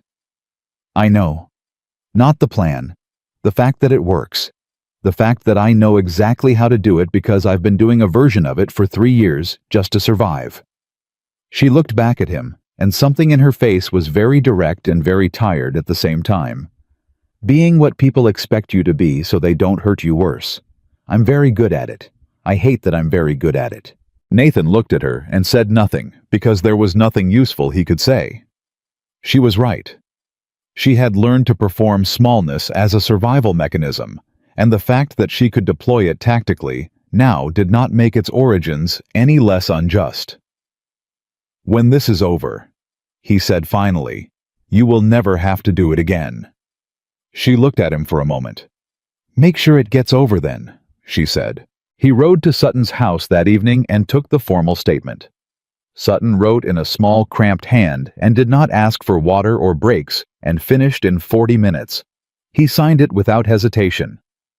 His hand was very steady, and Nathan thought that whatever else Roy Sutton was, he had made his decision completely, and was seeing it through with a kind of bleak integrity. "One more thing," Sutton said when Nathan was folding the statement. "The two hired men who were in that alley. One is dead, died 2 years ago, fever. The other one is still in the territory. His name is Cal Britton. He works a mine operation near the state line." He looked at Nathan. "He knows everything. He was there from beginning to end. If you can get to him before Grayson does—" "Where near the state line?" "Copper Ridge, the Tilden mine operation north side." Sutton paused. "He's been wanting out for years. He told me so last spring. Grayson has something on him, something from before 1881. But if you come at him right with the right offer, he'll talk." Nathan folded the statement and put it inside his coat. "Thank you," he said, which was not a thing he had expected to say to Roy Sutton. Sutton nodded once, looked at the floor, said nothing. Nathan left. He went to Clara's house one last time before riding out. It was nearly 9 in the evening, and cold enough that their breath showed between them when they stood at her gate. "Sutton gave me a name," he said, and told her about Cal Britton. "If I can reach him before Helena, or route a message through the marshal's office in Copper Ridge."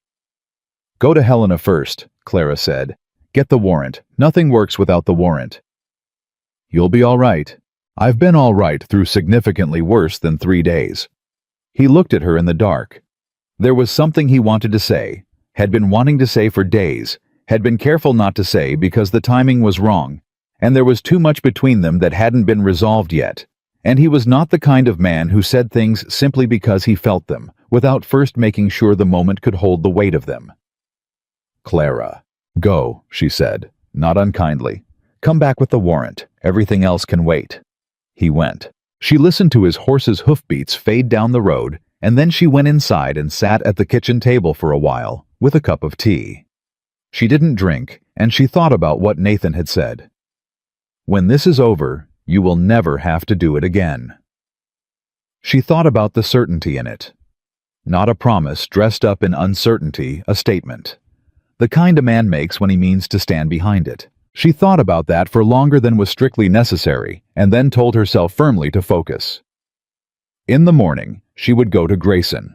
She spent 20 minutes thinking about exactly how she would do it, what she would say, what she would let him see, how much fear she would show, and at what moments how to pitch the request about going to Billings so it sounded like genuine defeat rather than strategy. She had performed this kind of scene many times in her life without choosing to and without understanding it as a performance. Now she understood it exactly. That made it colder, but it also made it better. A woman who knows she's acting has control over the performance in a way that a woman simply surviving does not. Grayson would see what he expected to see. A frightened, beaten-down woman asking for permission to disappear. He would give her the warmth of a man who believes he has won. And while he was warm and comfortable and believing he had won, Nathan Hale would be riding through the night toward Helena with a signed statement in his coat and 5 years of carefully gathered evidence in his notebook. And by Saturday morning, he would come back to Willow Creek with a federal warrant and 2 United States Marshals. And Sunday would go very differently than Reverend Samuel Grayson was planning. She went to bed and slept in the calm, purposeful way of a woman who has been running from something for 3 years and has finally for the first time turned around to face it. Friday morning she dressed carefully, not in the dark wool dress, something softer, more easily read, as anxious as vulnerable. She did her hair simply. She made sure her expression when she practiced it in the window glass showed the right amount of strain. Then she walked to the church. Grayson was in his office. He answered her knock with the smooth, instant warmth of a man who had been told something was coming and had prepared accordingly. "Clara," he said in his Sunday voice, warm, paternal, practiced. "Come in, my dear. I'm glad you came to me." She sat down across from him, and she looked at this man who had ordered Thomas killed, who had destroyed her reputation to protect his money, who had spent 3 years watching her suffer in his church from the security of a pulpit, and she gave him exactly what he wanted. She told him she was frightened, that the stranger's questions had brought everything back, that she was thinking of taking her mother to Billings for the winter, perhaps longer. That she was so tired of all of it, so tired of being associated with trouble, and she just wanted peace. She watched Grayson listen. She watched the particular satisfaction settle over his face as she spoke. The satisfaction of a man who believes the last obstacle has just announced its own removal. He was kind. He was generous. He took her hands in his and told her that sometimes a fresh start was exactly what God intended. That he would pray for her safe travels. That she had always been welcome in his church despite everything, and the door would be open when she was ready to return. She thanked him. She shook his hand. She walked out into the cold Friday morning down the church steps and onto the main road, and she kept her face composed and her pace steady until she was around the corner and out of sight. Then she stopped. Her hands were shaking, not from fear, from the effort of sitting in that room, of touching that man's hand, of watching that satisfaction move over his face, while Thomas Aldridge's note was folded inside her coat, and 3 families' stolen land records were sitting in Harold Briggs's office, and Roy Sutton's signed statement was riding north toward Helena in Nathan Hale's inside pocket. She breathed through it. In and out. Once, twice. Then she straightened up and walked home. 2 days. Just 2 more days. She was 3 houses from her own door when she heard her name called from behind her, and this time the voice was not Sutton, and not Margaret, and not any voice she had been braced for. It was a woman she barely knew. Alice Doyle, the banker's wife, a sharp-eyed woman in her 40s, who had never spoken directly to Clara in 3 years. "Miss Whitmore," Alice said. "A moment, if you please." Clara stopped, turned, waited. "I want you to know," Alice said in a low, precise voice, looking at Clara with an expression that was somewhere between discomfort and determination, "that my husband did not want to foreclose on the Garland property in 1881. He was pressured to accelerate the timeline by the church." She paused. "He's been uncomfortable with it ever since. If there is ever—" She stopped, rephrased. "If someone were looking for a bank officer willing to speak to certain irregularities in the loan processing from that period, my husband would not be opposed to a private conversation." Clara looked at her. The walls of Grayson's carefully constructed world were developing cracks from every direction now. Sutton, Margaret, Pete Garland, Alice Doyle's husband at the bank. People who had been quiet for 3 years out of fear or complicity or simple self-preservation, and who were starting to feel one by one the particular shift in the air that came when the balance began to tip. "Tell your husband," Clara said carefully, "to be available Saturday afternoon." Alice Doyle nodded once briskly and walked away. Clara went home. She sat with her mother, who was having a better day than usual, color in her face alert and funny, and asking about the chickens and the frost, and whether the Emmett girl had finally married that young man from the hardware store. Clara answered everything patiently, warmly, with the full attention she gave her mother whenever she could. Edna looked at her daughter across the table with the look she had worn since Tuesday, the careful, watchful look of a woman who knew something was happening and had decided to trust her daughter with it, rather than ask questions that might make things harder. "You're all right," Edna said, not a question. "I'm all right, Mama." "And that man, the cowboy." Clara looked at her. "He's working on something," Clara said. "He'll be back Saturday." Edna nodded slowly. "He sat beside you," she said. "First Sunday he was here, he sat right down beside you without a second's hesitation." She paused. "I heard about it from Mrs. Briggs. She said the whole church went quiet."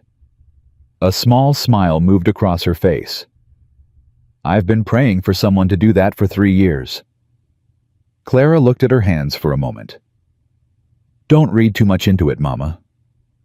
"I'm not reading anything into it," Edna said serenely. "I'm just saying what happened."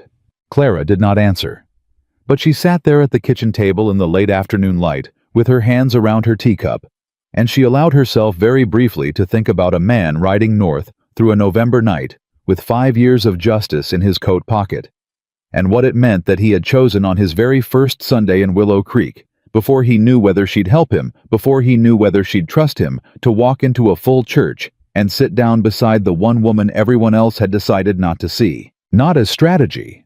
She'd asked herself whether it was strategy, and she'd turned it over carefully from every angle, and she kept arriving at the same answer. He had simply decided she deserved to have someone sit beside her, and that after everything was the thing that was hardest to hold steady against. She tightened her hands around her cup, looked out the window at the November sky, and waited for Saturday. Nathan rode back into Willow Creek on Saturday morning, with mud on his coat, exhaustion in every line of his face, and a federal warrant signed by Judge Abernathy of the Helena Circuit folded flat inside his vest alongside Roy Sutton's statement, and a second sworn affidavit from Cal Britton, the man from the alley, the last living witness to what had happened to Thomas Aldridge, who had been found at the Tilden mine operation, who had taken exactly 40 minutes to decide that 5 years of Grayson's quiet threat was a lighter burden than what Nathan was laying in front of him. Clara was at the gate when he arrived, as though she had been listening for his horse for the last hour, and had simply stepped outside at the right moment. She looked at his face. He nodded once. She closed her eyes briefly. Opened them. "Come inside," she said. He sat at her kitchen table and laid out everything.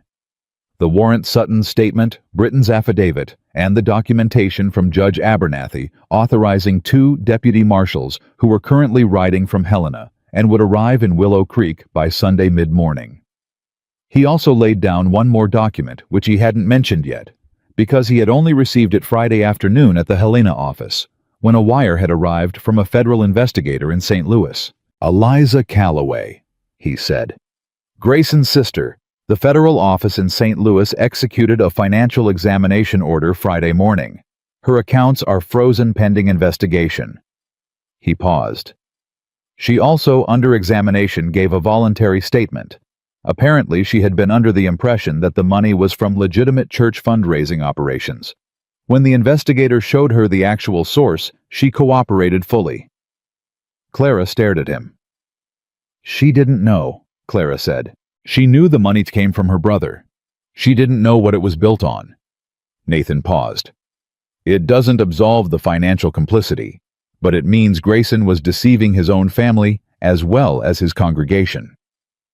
Clara was quiet for a moment, processing the particular shape of that a man so practiced at constructing the appearance of righteousness that he had managed it even with his own blood. "What about William Marsh in Cheyenne?" she said. "The circuit clerk. Suspended pending investigation as of Friday afternoon. He cannot bury anything else." Nathan looked at her steadily. "It's done, Clara. The architecture of it is down. Tomorrow, it becomes public." She put both hands flat on the table, looked at them. "Tomorrow," she said. "Tomorrow. Grayson is planning to use Sunday service to tell his version first. We let him start. We let him get comfortable, and then we walk in." He paused. "I need to know you're ready for what that room is going to look like." She looked up at him. "That room has been looking at me a certain way for 3 years. It can look at me a different way tomorrow." Nathan looked at her. This woman who had spent 3 years being made small by a room full of people who chose a comfortable lie over an inconvenient truth. And he thought that whatever tomorrow brought, whatever that church looked like when the morning was over, Clara Whitmore had already won something that no warrant and no judge could have given her. She had not broken. That was the whole of it. "There's one more thing," he said. He reached into his coat and laid Thomas's note on the table between them. She had known about it since he told her in part 2. She had not asked to see it. He had not offered it, understanding in the way he understood her by now that she would ask for it when she was ready and not before. She looked at it for a moment. Then she picked it up and read it. He watched her face while she read. He watched the careful steadiness of it, the controlled quality she brought to everything, and he watched the moment when something underneath that steadiness moved. Brief, precise, completely private. Her eyes didn't change. Her hands didn't shake. But something passed through her that was between grief and release, and a kind of terrible tenderness for the man who had written 6 lines in fear for his life, and spent 2 of them making sure she knew it wasn't her fault. She folded the note, held it for a moment. "Thank you for bringing it back to me," she said. It always belonged to you, Nathan said. She set it down carefully, stood, and went to the window. My mother will need to stay with Margaret Teller during the service tomorrow. I don't want her in that church when it happens. I'll arrange it. And Pete Garland. Pete knows. He'll be there. She turned around. What time do the marshals arrive? Between 9 and 10. Service starts at 10. I know. She nodded slowly. Something was working in her face, not fear, but the quality of a person mentally walking through every step of a thing before committing to it, checking each foothold before trusting her weight to it. Clara, he said. She looked at him. Whatever happens in that church tomorrow, whatever people say, however the room reacts, I will be standing right beside you, the whole way through. He paused. Not because you need me to be. You've made it very clear you can stand on your own. But because... He stopped, started again. Because I should have been standing beside you 5 years ago in that alley, when there was still time to make a different choice. I can't give that back. But I can give you tomorrow. The kitchen was very quiet. Clara looked at him for a long moment with those direct measuring eyes that had over the course of 1 week learned to see him with less suspicion and more of something else that neither of them had put a name to yet. You've been giving me more than tomorrow, she said quietly. Since Sunday morning. He didn't say anything. She turned back to the window. Go get some sleep, Nathan. You've been riding for 2 days. He slept 4 hours in the room above the feed store and was up before first light. Sunday came in cold and clear. The 2 deputy marshals from Helena, names of Briggs and Calloway, no relation to anyone in the story, which Nathan noted with the flat irony of a man who had been doing this work long enough to stop being surprised by coincidence, arrived at 9:30, reviewed the warrant and supporting documents in 20 minutes, and positioned themselves at Nathan's direction without requiring explanation. They were professional men who understood what they'd been handed and moved accordingly. At 9:45, Pete Garland walked into the church and took a seat in the middle of the congregation. He was a large, weathered man, whom half the room recognized as a ranch hand, and half did not recognize at all, and he sat with the contained stillness of someone who had been waiting for this specific morning for a considerable portion of his adult life. At 9:50, Roy Sutton entered the church. Several heads turned. Sutton was always early to service, reliable, punctual, the picture of conscientious devotion. He took his usual seat at the front. He did not look at anyone in particular. His face was the face of a man who has made a decision and is living inside it. Reverend Grayson took the pulpit at 10 o'clock, exactly silver-haired, and certain with the ease of a man in complete command of his room. He opened with a scripture, delivered it warmly. Let the room settle into the particular comfortable rhythm of a Sunday morning it had known for 20 years. Then he cleared his throat. Before we proceed with today's message, he said, I feel called to address something that has been troubling members of our community this week. It is never pleasant to speak of such things from this pulpit, but a shepherd who stays silent while wolves circle his flock is no shepherd at all. The room gave him its full attention. That was what the room always did. There is a man in our midst, Grayson said, his voice settling into the measured gravity of a man delivering difficult truth, who has been spreading falsehoods about the history of this community, asking questions designed to reopen old wounds, using a troubled woman's grief and isolation to... The church doors opened. Nathan walked in. He walked down the center aisle with the 2 deputy marshals 1 step behind him, and the room went so still that the sound of his boots on the wooden floor was the only sound in the building. He walked without hurrying, without any of the performed drama of a man who wanted to be watched, simply the direct forward movement of a man going to the place he needed to be. Grayson stopped mid-sentence. In the 3 seconds before anyone spoke, Nathan saw the room as one sees it in those moments of absolute clarity. Every face turned toward him. The particular frozen quality of a congregation watching something walk through their door that they do not have a category for. He saw Daniel Grayson in the 3rd row go pale in a way that was visible from 20 feet. He saw Roy Sutton in the front pew staring straight ahead, hands flat on his knees. And then the door opened again. Clara walked in. She walked in alone, without anyone beside her, in the dark wool dress she wore every Sunday, with her hair pinned simply and her chin level and her eyes forward. She walked to the third pew from the back left side, the same pew she had sat in alone for 3 years, and she sat down. She did not look at anyone. She did not perform anything. She simply sat. And the room that had watched her arrive every Sunday and watched her leave and never once offered her the basic dignity of acknowledgement, looked at her now with the particular discomfort of people who are beginning to understand, before a single word has been said, that something is about to be irrevocable. "Reverend Grayson," Nathan said from the foot of the pulpit steps, in a voice that was clear and carried without effort to every corner of the room. "I am Deputy Marshal Nathan Hale, Federal Circuit, operating under warrant issued by Judge Abernathy of the Helena Court. I am here to place you under arrest on charges of fraud conspiracy, land theft, coercion of federal witnesses, and complicity in the murder of Thomas Aldridge in May of 1881. The room erupted, not in a single direction, in every direction. A sound composed of gasps and voices, and at least 2 women who stood up simultaneously, and a man in the back who shouted something that was swallowed by the noise before it resolved into words. Daniel Grayson was on his feet. 3 deacons were on their feet. The sound kept building. Grayson raised one hand. The room did not go quiet for Nathan. It went quiet for Grayson. That was the particular power the man had built over 30 years, and Nathan had counted on it, because what Grayson was about to say needed to be heard clearly. "This man," Grayson said in a voice shaking with controlled outrage, "is an outsider.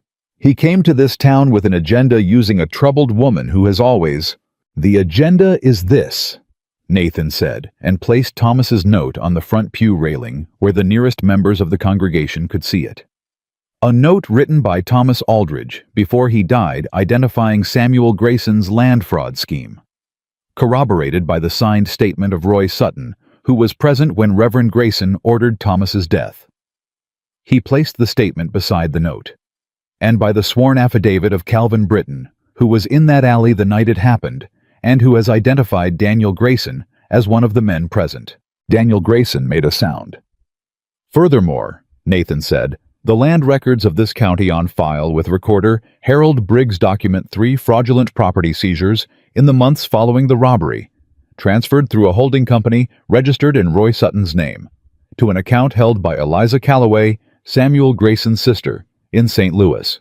Those accounts are now frozen under federal order." The congregation was no longer making noise. The congregation was sitting in the particular silence of people who are being handed something they cannot return. Grayson looked at his room. For the first time in the years Nathan had been building this case, he watched the man look at his room and find it looking back with something other than unconditional belief.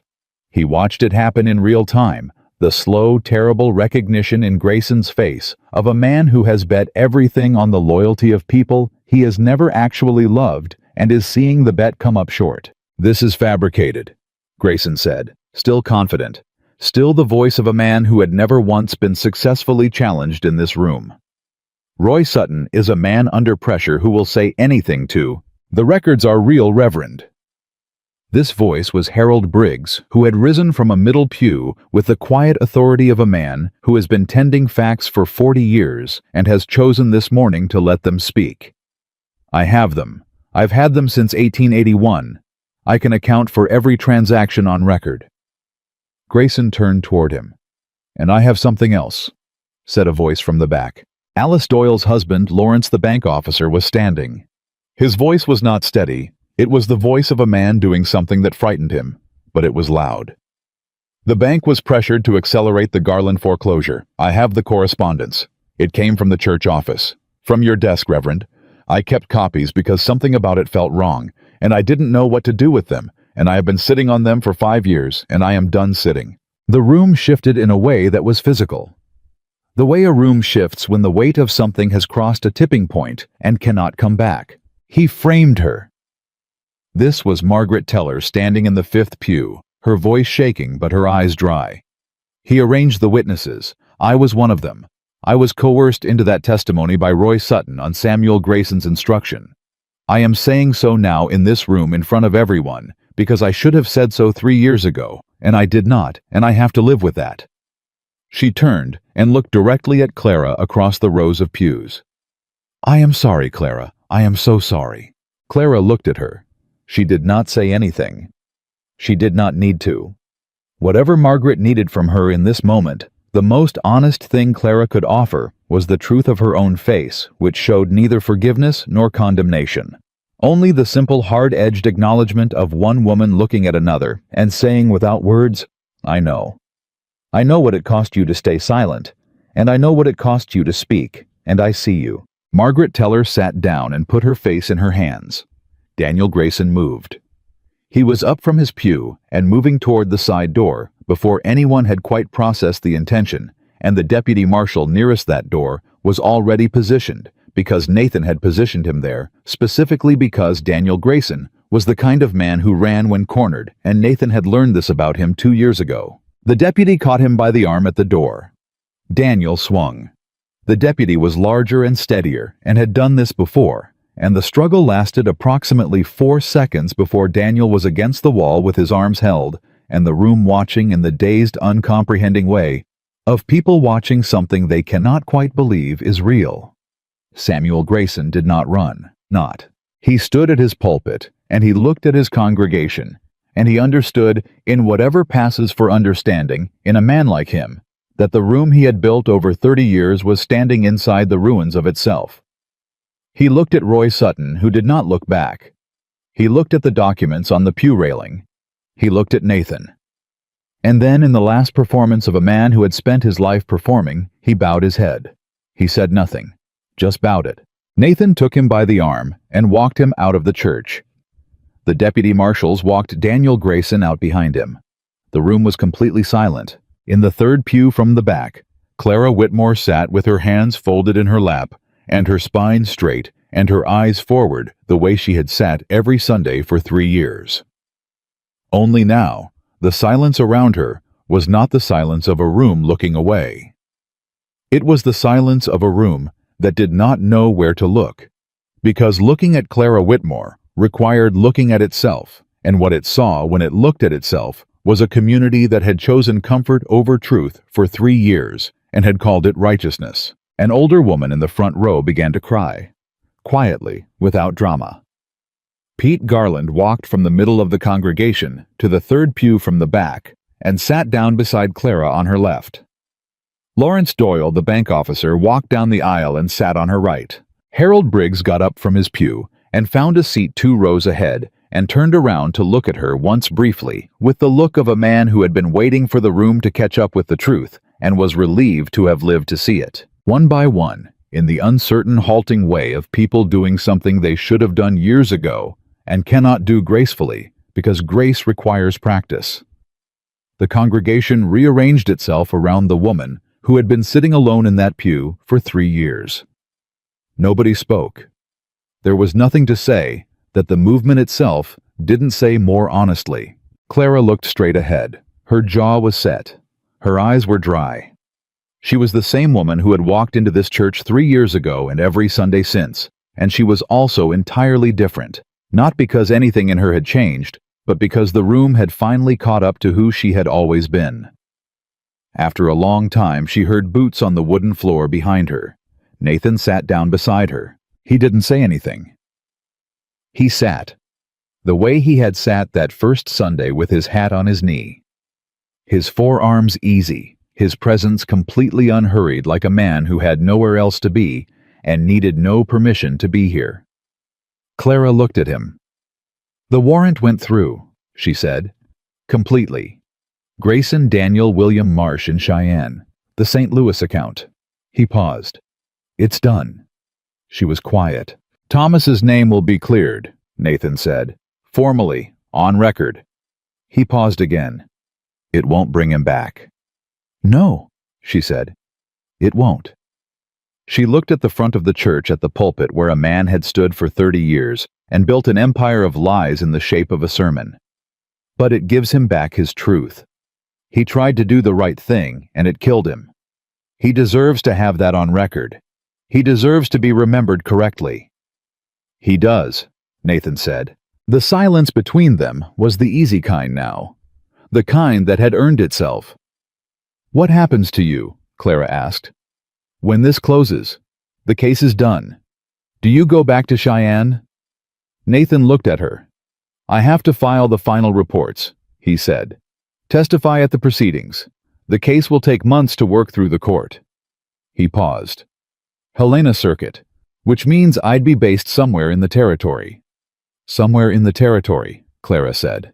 Ideally somewhere with a decent livery and a county recorder who keeps good files. She looked at him. Something moved in her face, not quite a smile, but the thing that lives one layer beneath a smile, in the place where a woman keeps the things she's not ready to say aloud, but has stopped pretending she doesn't feel. That description applies to Willow Creek, she said. It does, he said. She looked forward again. Around them, the congregation had begun to move, some toward the door, some in quiet clusters, the low murmur of a community beginning the long and uncomfortable work of reckoning with itself. It would not be clean. It would not be quick. 3 years of collective cruelty did not resolve itself in a single Sunday morning, and Clara knew that better than anyone. There would be people in this town who resented her for the disruption, who found ways to hold the old story close, because releasing it meant releasing their own part in it. There would be Sundays ahead that were still hard, but the pew would not be empty beside her. That was what had changed. The pew would not be empty. Nathan, she said. Clara. The next time you decide to sit down next to a woman the whole town is ignoring, she said, make sure you have a very good reason. I had the best reason I know, he said. She deserved to have someone sit beside her. Clara was quiet for a moment. Then she reached over without ceremony, without hesitation, and took his hand. She did not look in the room when she did it. She did not check who was watching, did not calculate the risk, did not perform the old survival math of a woman who had spent 3 years managing other people's perceptions of her.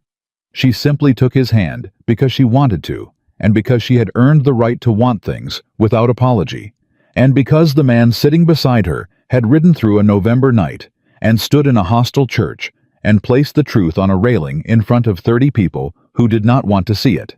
And he had done all of it, not for glory, not for the case, but because one wrong choice in an alley 5 years ago had never stopped costing him a single night's sleep.